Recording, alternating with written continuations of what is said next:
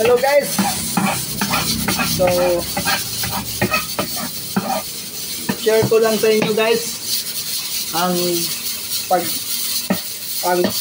procedure sa ating pag-cut ng ating manok sa timbang na 1.1 kilos na manok. Sa 1.1 kilos na manok. So ito guys, mga ka-business. So ito ang isang 1 kilo, 1.1 na manok kilo. Ito. So una nating ikakat yung leeg. So yung leeg muna ating tatanggalin, mga ka-business. Ganyan lang. Dapat ang inyong kutsilyo is matalas para madaling mahiwa. Yan. Ito lang, tapa natin to. Yung leeg. Tabi natin yung leeg. Yan. Muna yan. Next. Itong ganito. Ito yung ating tanggalin kasi ano po, nalangsa to pag nakain to ng customer. So, yun ang ating kukunin para maiwasan na makain ng ating customer. Tapos yun. Yan. Yun ang tinatanggal natin kasi yun ang malangsa. Sunod yung wings.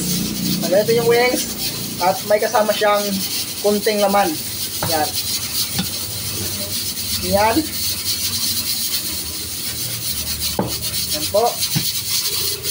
At ipuputo natin dito sa backbone. Ayan. Tapos ganyan. Ayan. Tanggalin itong ano, yung parang ano to sa puwet. Tapon natin tapon. Ganyan yan pwede. At hahatiin natin dito sa ano, apa. Tapos tanggalin natin yung ano, yung legs. So ayan ang yung legs. Yan. Iiwain natin dito para madaling maluto. At itong kanyang puson ng manok, yung puson ng manok, ito yung ating chicken skin, mga ka-business, para mayroon din tayong extra income sa ating fried chicken, yung chicken skin.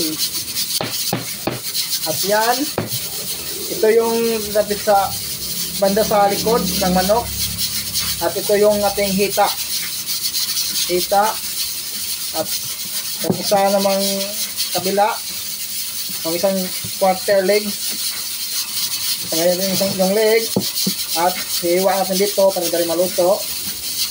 At yung puson, tanggalin natin yan. Chicken skin yan. At hahatiin natin dyan. Ayan. Ayan o. Yung kanyang likod. At sa kanya yung kanyang legs. At sa kanyang breast, yung aba, dyan. Hati na yung backbone para masama yan sa ating aba, yung breast. Kasama yan. Tapos yan, malista rin. Ayan, ang ating aba, yung breast. Ayan.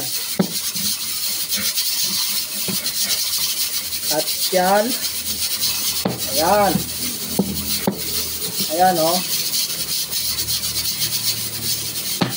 Ayan. Ayan po mga ka-business. So bilangin natin kung ilang hiwa ang ating nagawa sa 1.1 kilos.